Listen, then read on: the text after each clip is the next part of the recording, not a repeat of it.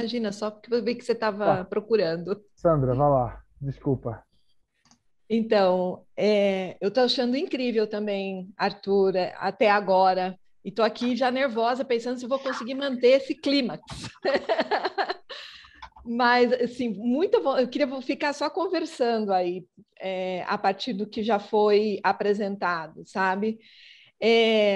Mas eu queria trazer só um elemento aqui para a apresentação tão bacana dessa ideia tão provocativa, né, da pedagogia da transição justa que o Sufian e Fernando trazem, de uma dimensão que eu acho que ela é fundamental quando a gente fala de justiça, e eu não vi ela ali contemplada naquele quadrinho que vocês trazem com três dimensões, uma delas é a dimensão da redistribuição, que é a ideia de reconhecimento. Eu acho que hoje a gente tem vivido uma situação muito complicada, que é o não reconhecimento do outro, que é a negação do outro, do diferente, do diverso, né?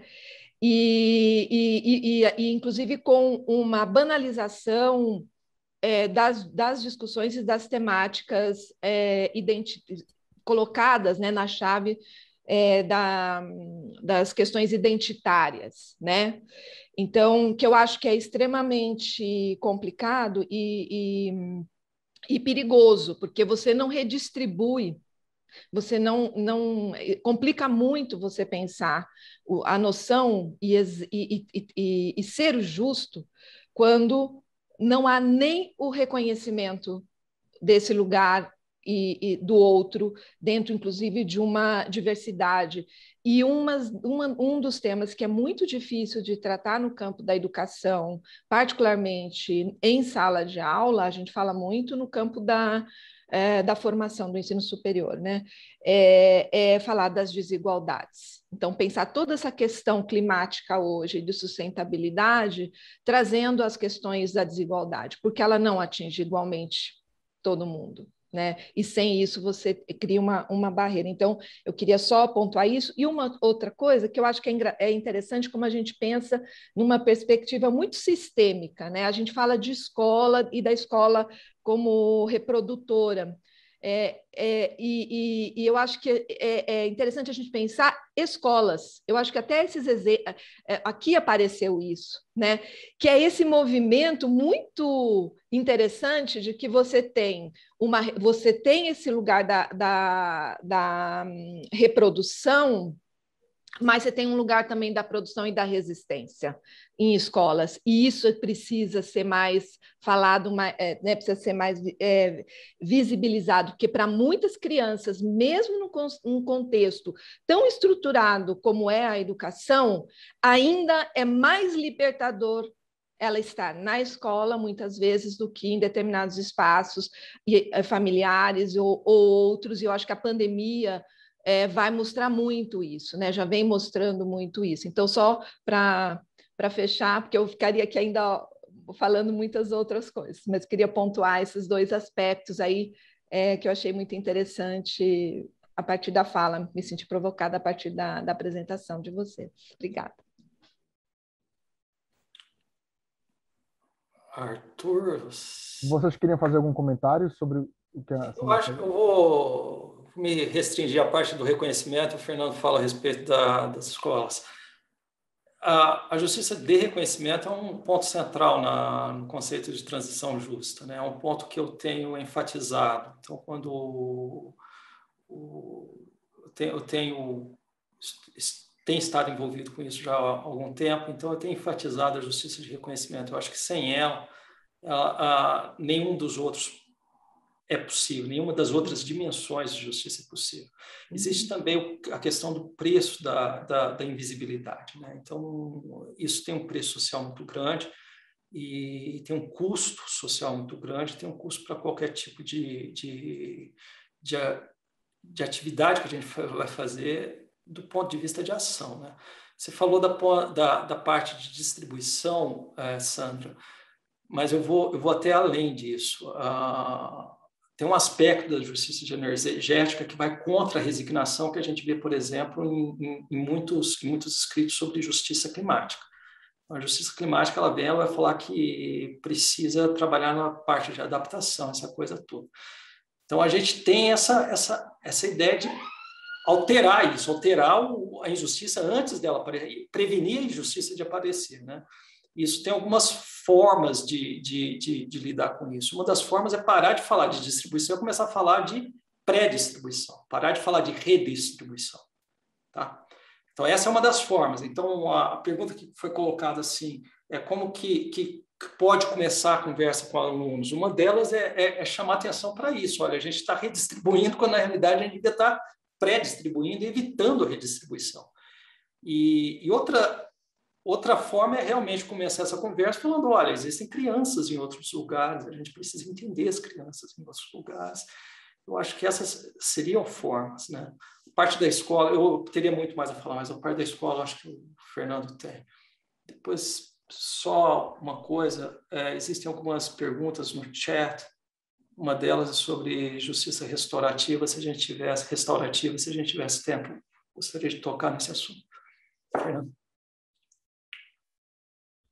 Fernando, você gostaria também de fazer algum comentário? Não, só agradecer a Sandra pelo comentário e a pergunta também, dizer que eu só acredito na escola, eu não acredito que a escola é meramente reprodutora, mas tem um risco, né? Justamente pela potência que a escola tem. E muitas vezes o risco é o chamado em inglês ticking box exercise, né? Ou seja, tem que entregar o conteúdo, então vamos falar de transição justa, falou, está falado, né? Mais do que incorporar, né, uma questão tão estruturante para a sociedade para os próximos 50 anos, que tem que estar mais presente no cotidiano educacional, né? Não apenas nas aulas de ciência, mas nas aulas de literatura, né, de matemática, geografia e tudo mais. Então, acho que existe uma necessidade de realmente se inculcar essa discussão, porque ela é estruturante na forma com que o capitalismo está se reinventando, né, na sociedade contemporânea. Gente, eu queria só dizer assim, bem um minuto de fala minha, para dizer que eu estudei física há anos e anos na escola. Eu sei que aqui tem muitos professores de ciência, de geografia, de matemática, e a gente sabe, né, que é muito fácil a gente cair na educação fordiana ou bancária, como o Freire fala, onde a gente, na verdade, está educando pessoas para serem produtores e consumidores sem refletir muito sobre as consequências de suas ações sobre o mundo. Eu acho que chegou a hora, né? Assim, apesar de que esse discurso não é nada novo, esse discurso é secular, na verdade, de educar crianças capazes de entender dos impactos de suas ações sobre o mundo. Mas parece que chegou a hora, assim, lembrando do que a Ale falou, a Alessandra Moura falou na fala inicial dela, citando, parece que Einstein, mas eu não sei se a citação é deles mesmo, como ela reconhece, de que toda essa alteração climática, todas as questões que já foram trazidas, até o Schumacher, que infelizmente eu nunca soube o primeiro nome dele, mas que escreveu aquele livro fabuloso chamado Small is Beautiful, também já apontava lá atrás, na década de 70, de que o capitalismo ia, mais cedo ou mais tarde, chegar num ponto de completo de desastre completo e total, porque a gente não consegue entender como é que a gente vai continuar acumulando capital e gerando riquezas indefinidamente com um consumo tão exagerado. Então, essas são questões importantes que a gente vai ter que trazer para a sala de aula, né? Tá aí, ninguém segura uma ideia cujo tempo chegou, segundo a lei.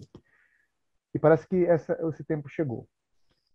Eu queria, claro, a gente poderia e deveria continuar conversando aqui com o Fernando, com o Sufiano, durante mais 5 horas, mas a gente está com o tempo estourado de 5 minutos já, e a gente precisa passar para falar da Sandra. A gente vai ter um tempinho pequenininho ainda no final, que eu acho que o Sufiano ali anotou algo, talvez ele quisesse falar alguma coisa, eu percebi, mas vamos tentar trazer isso para o final para não estourar o tempo, tá, gente? Obrigadão mais uma vez, foi sensacional escutar vocês falando, tá? Obrigado. Sandra, convido Agora você é minha a vez. entrar agora. Sim, senhora. Ai. Vou tentar ser breve. Vamos ver aqui, deixa eu... Ver se deu tudo certinho aqui.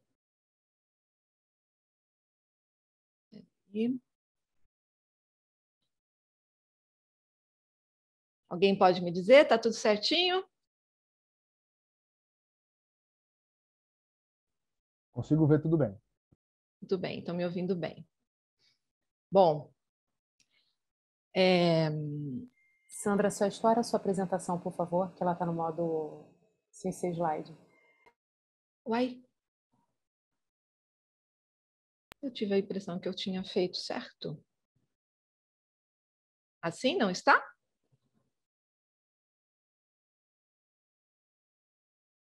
Ana, está tudo certo agora?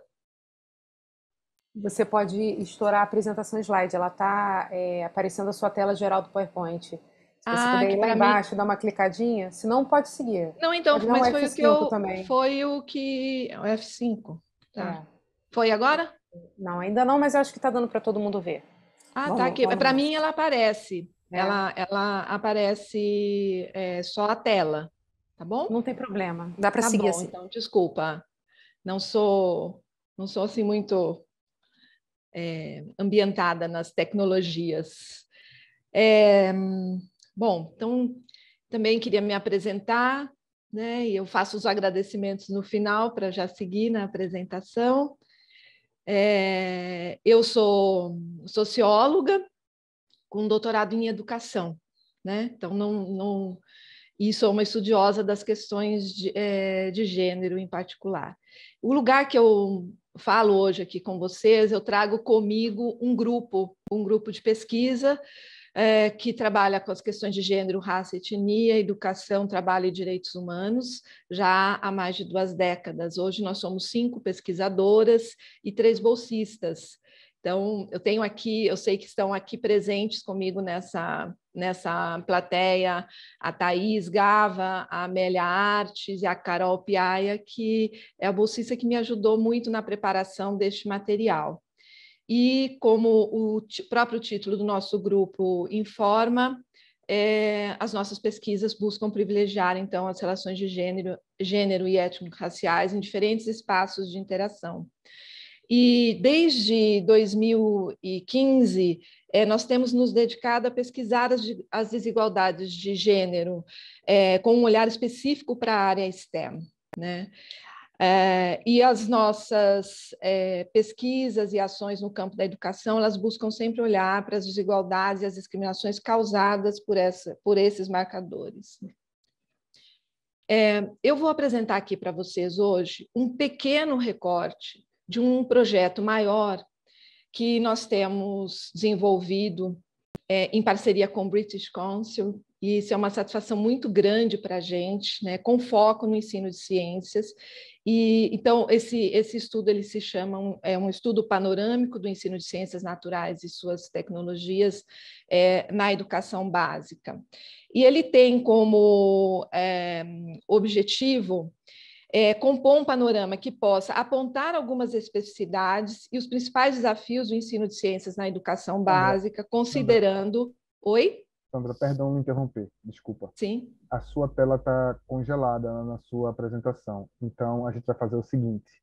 A Ana vai compartilhar os slides para você, tá? E você pede para ela ir passando, porque a gente consegue ver os slides. Tá bom. Pode ser alguma questão na conexão mesmo, Deve talvez. ser na conexão. Desculpa me interromper, tá? Não tem nenhum problema. Posso continuar? Pode, obrigado. Tá bom, eu que agradeço aí o apoio. Bom, então, esse estudo, ele visa apontar algumas especificidades, os principais desafios do ensino de ciências na educação básica, considerando, em particular, a implantação da BNCC e a formação docente. E, para compor esse panorama, nós definimos o seguinte percurso. Nós sistematizamos e analisamos dados estatísticos disponíveis sobre as licenciaturas que formam os professores para essa área. bem como algumas características dos docentes que atuam em sala de aula, e levantamos também o perfil dos estudantes que têm ou não acesso em suas escolas a laboratórios de ciência e computação. Nós procuramos mapear pesquisas e estudos publicados cujo objeto é o ensino de ciências, com ênfase para algumas temáticas, como a formação inicial e continuada, o currículo escolar e extracurricular, metodologias e práticas de ensino, acesso ao conhecimento científico e divulgação científica, né? E buscamos, na medida do possível, trazer, olhar para todas essas fontes de informação com uma perspectiva de gênero, raça e diversidade. E esperamos, ao longo do ano de 2002, que começa, e essa expectativa começa, essa possibilidade começa hoje, né? Essa oportunidade de dialogar em diferentes fóruns sobre o que nós temos estudado. Pode seguir. Pode mudar, por favor. Isso. Bom, para contribuir com esse seminário, cujo tema é bastante específico, né, é a educação ambiental e estratégias para ensinar para um futuro sustentável, nós vamos buscar em nosso estudo pesquisas sobre o ensino de ciência na educação básica que destacassem a educação ambiental ou que, de alguma forma, pudessem contribuir para ela. É importante dizer que elegemos para a pesquisa do nosso trabalho a plataforma Cielo, que reúne artigos científicos publicados em periódicos que são avaliados, né, que são Qualis 1, A2, na área de educação e de ensino, além de possuir critérios rigorosos de admissão e permanência dos periódicos validados pela comunidade acadêmica. A nossa principal chave de busca nesse levantamento foi o termo ensino de ciências, que é o escopo do panorama, e disso resultou um levantamento de 281 artigos. Desse conjunto foram estabelecidos outros recortes, né? Um recorte temporal, que é a última década, e temático, tais como alfabetização e letramento científico, formação de professores, metodologias e práticas, entre outras subcategorias, né? Pode mudar, por favor. Isso. E nós procuramos identificar nos artigos, no nosso levantamento, aqueles que apresentassem discussões e contribuições sobre práticas pedagógicas, né, sobre a potencialidade do ensino de ciência para a consciência crítica que afetam a vida do planeta, e uma articulação a temas relacionados, então, com a diversidade, com a equidade e a sustentabilidade. Antes de falar sobre alguns desses artigos, né, sobre esse levantamento, esse recorte, eu quero destacar 3 documentos de referência recentes que tratam de modo amplo de uma agenda para o desenvolvimento sustentável no século XXI, né? A minha curiosidade ela foi buscar informações relacionadas à sustentabilidade para saber se e como a educação está referida, além de verificar marcadores de desigualdade como gênero e raça, né? Como é que eles estariam contemplados. Então, passo para o primeiro documento, né? Se vocês puderem, isso. Todos os 3 documentos fazem referência aos Objetivos de Desenvolvimento Sustentável, que constituem, né, a Agenda Universal de Metas relacionadas a melhorias econômicas, sociais e ambientais até 2030, né? Então, este primeiro documento, ele menciona 3 crises estruturais que definem o cenário sobre o qual se projeta a pandemia da Covid, a da instabilidade, o baixo crescimento do produto e da desigualdade crescente e ambiental que ameaça destruir os sistemas naturais que sustentam o planeta. Esse documento também apresenta 3 brechas do desenvolvimento sustentável, né, social, ambiental e de sustentabilidade, que são explorados a partir de 2 estudos de caso, né, um no Brasil e outro no Chile. Na perspectiva desse documento, a igualdade deve ser vista como um elemento constitutivo do próprio conceito de desenvolvimento e surge como um valor central, não somente em termos de renda, mas também deve abranger a igualdade igualdade de oportunidade e de acesso, bem como o reconhecimento das diferenças e da dignidade das pessoas. Então, o acesso à educação, por exemplo, à saúde, à proteção social, eles devem ser pensados como investimento em capacidades e como materialização de direitos para o bem-estar de todas as pessoas. A igualdade de gênero, ela é referida como tema transversal a todas as políticas e iniciativas que buscam o desenvolvimento com igualdade. O documento apresenta recomendações para uma recuperação transformadora, focada no crescimento, na igualdade e na sustentabilidade, mas não aborda especificamente aspectos relativos à educação escolar de modo geral, como uma dimensão fundamental de transformação visando a sustentabilidade e a construção de um novo futuro, né? O próximo slide, por favor. O segundo documento, ele trata que chama, né, a dimensão de gênero de um big push para a sustentabilidade no Brasil, as mulheres no contexto da transformação social. Teve apoio também da CEPAL e da Fundação Friedrich Ebert e foi elaborado por mulheres brasileiras vinculadas a universidades públicas que estudam a temática, né? O termo big push, não sei se todas e todos estão familiarizados, ele se refere a uma abordagem de desenvolvimento que representa uma coordenação de políticas que alavanque investimentos nacionais e estrangeiros para produzir um ciclo virtuoso econômico de geração de emprego e de renda, de redução de desigualdades e promoção da sustentabilidade ambiental. Então, esse relatório, em particular, ele tem por objetivo contribuir para o debate crítico acerca das políticas e medidas ligadas ao enfrentamento da mudança do clima, que possibilitem alcançar a igualdade de gênero no Brasil. E ele traz uma série de informações, de evidências, para abordar a dimensão de gênero e a interseccionalidade no contexto da mitigação e adaptação às mudanças climáticas, né? Ressalta que as mulheres e as meninas são as mais afetadas pelos eventos extremos provocados pelas mudanças climáticas e defende que elas são também agentes efetivos de transformação em relação tanto à mitigação quanto à adaptação a essas mudanças, por disporem de uma ampla gama de conhecimento e experiências, né? Também apresenta uma série de uma série de recomendações, né?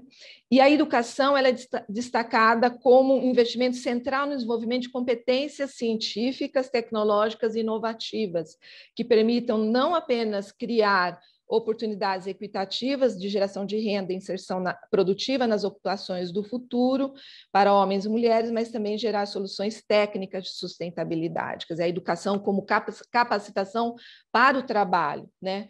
Chama, então, atenção um destaque dado também nesse documento, que a educação acaba sendo muito mais focalizada para a economia, para a agricultura familiar, com menção para a importância de currículos adequados à realidade do território, à conscientização ambiental, valorização da produção local e valorização da cultura da comunidade.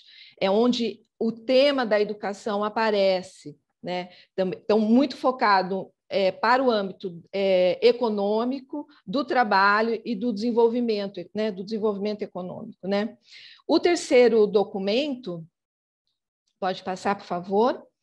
Ele traz uma visão gráfica referente à economia na mudança climática na América Latina e no Caribe, e também ele foi elaborado no âmbito do programa Euroclima e a CEPAL. São apresentadas 9 pautas de discussão definidas como teses e 7 desafios sobre mudanças climáticas e desenvolvimento sustentável. É um material interessante, traz uma série de informações, de dados, mas não faz referência à educação, tampouco a efeitos ou impactos relacionados às igualdades de gênero, raça, etnia, e o foco tende a ser também nas questões sociais e econômicas, né? Eu quis trazer esses 3 documentos porque eu queria entender um pouco como é que a educação aparece nesses documentos, né?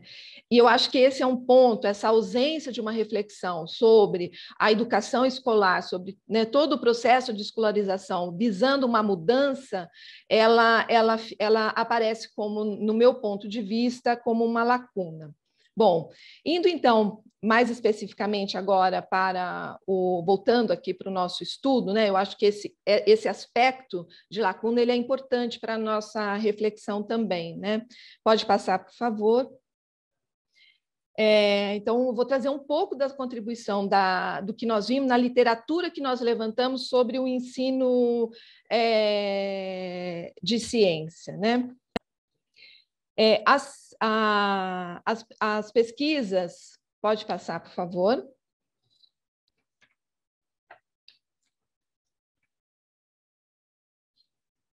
Eu queria chamar atenção antes para um aspecto interessante. O nosso levantamento ele não tinha como termo-chave de pesquisa educação ambiental, né? Como eu falei no início, ele se refere a um recorte em cima do ensino de ciências dentro de uma plataforma que publica, né, as pesquisas, uma parte das pesquisas brasileiras, né? E eu fiquei muito intrigada, nós ficamos muito intrigados com o fato de que o tema relativo à educação ambiental ele apareceu pouco representado, né?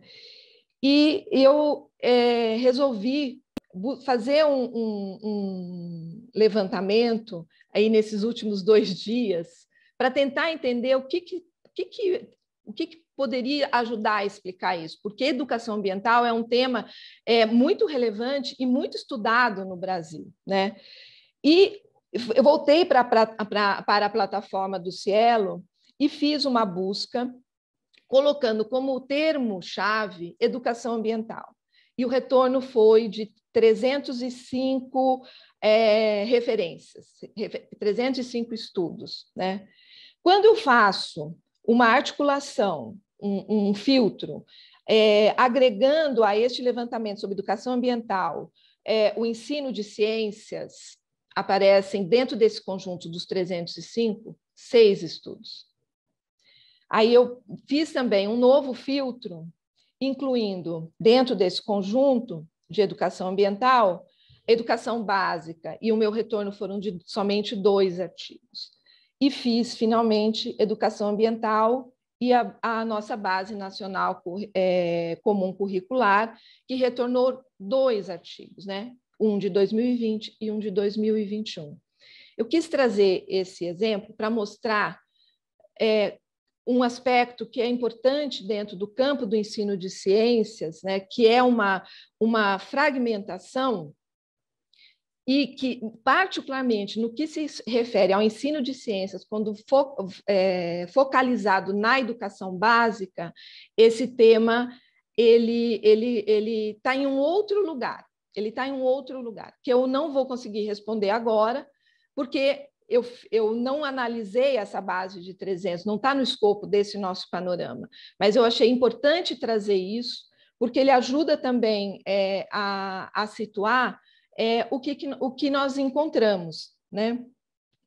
As pesquisas e o debate relativo à formação inicial, por exemplo, que é um dos campos onde a temática aparece, ela tem se consolidado no Brasil nos últimos anos em razão de normativas e políticas educacionais, como a implementação da BNCC, mas também um forte engajamento com políticas para a formação continuada dos professores, né?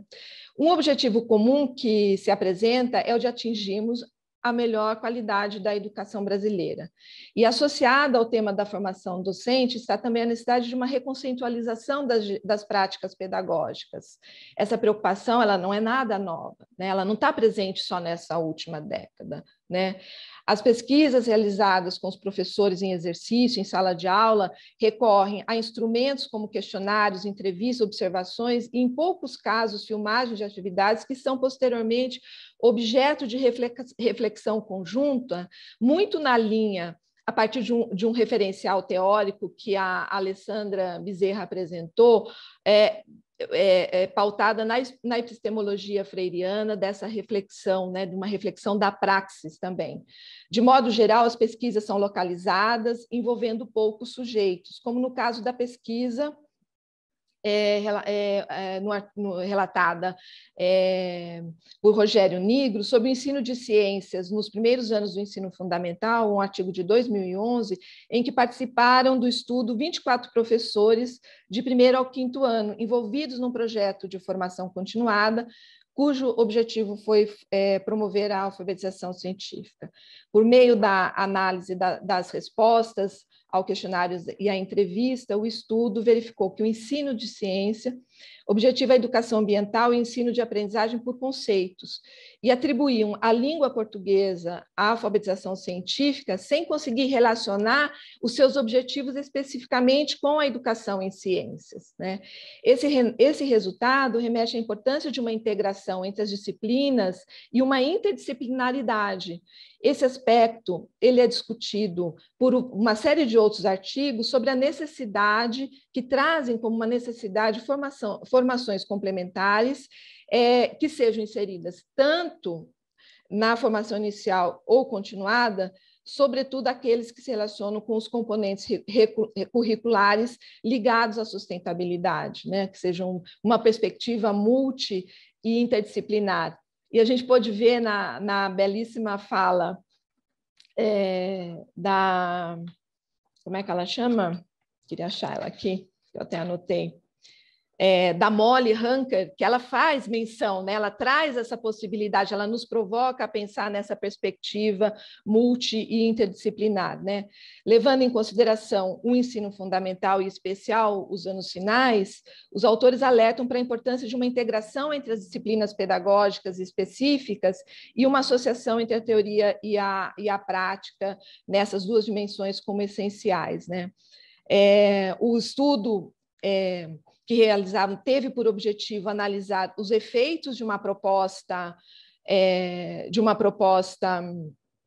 inovadora de formação em serviço nas concepções e práticas sobre o ensino de ciências para as séries iniciais, declaradas por 13 professores polivalentes que lecionam para essa série, ciências para as séries iniciais, né? E os resultados mostraram que a maioria delas, embora possam ter compreendido ideias-chave da disciplina, apresentavam lacunas quanto ao conhecimento prévio dos conteúdos específicos, né? E que, somada à pequena carga horária disponível, foram os principais fatores que dificultaram a apreensão de alguma das ideias focalizadas pela disciplina, né? Então, muitos dos estudos que nós vimos, eles trazem, apontam uma fragilidade e uma demanda para a formação continuada que gerem espaços de troca e de investigação e vivências complementares. Então, chama a atenção que o ensino de ciências congrega, sobretudo, a biologia como base para tratar do tema desenvolvimento sustentável, e em uma das pesquisas, as participantes indicam dificuldades em incluir questões sobre o desenvolvimento sustentável em suas futuras aulas e que a ausência da abordagem multidisciplinar ou interdisciplinar corresponde a uma razão importante para as dificuldades de ensinar nessa perspectiva, né, de tratar desses assuntos com os alunos, né?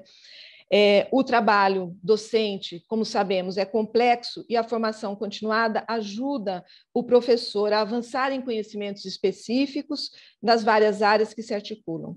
E nesses processos formativos, que práticas e perspectivas podem ser reavaliadas e aprimoradas por meio de uma atualização constante de conhecimento, de reflexão individual e coletiva sobre a própria prática e sobre suas experiências pessoais e profissionais. Eu acho que um outro ponto importante a destacar, como síntese, refere-se a essa abordagem, né, interdisciplinar, dimensão do trabalho docente que dificilmente é suficientemente trabalhada na formação inicial e que exige constante aperfeiçoamento por meio da prática cotidiana, né? E o seguinte slide, por favor. Ou o próximo.